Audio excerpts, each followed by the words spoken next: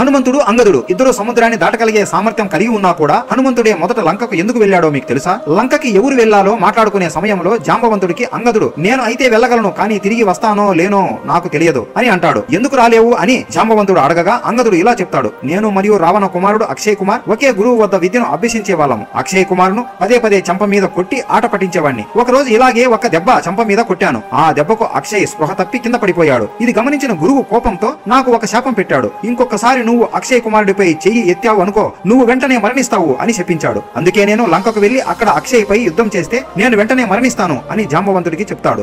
సరే అని హనుమంతుడిని లంకకు పంపిస్తారు. రావణుడికి కూడా ఈ విషయం తెలుసు. అందుకే అశోక వాటికను ఒక కోతి నాశనం చేస్తుందని తెలుసుకున్నప్పుడు అతను మొదట అక్షయ్ కుమారునే పంపాడు. వాలిని శ్రీరాముడు చంపాడు కాబట్టి ఇక్కడికి వచ్చింది అంగదుడే అని అనుకున్నాడు. హనుమంతుడు కూడా అక్షయ్ని చంపితే అంగదుడికి ఏ సమస్య ఉండదు అని మొదటగా అక్షయ్ కుమారుడినే చంపేస్తాడు. జై హనుమాన్ అని కామెంట్ చేయండి.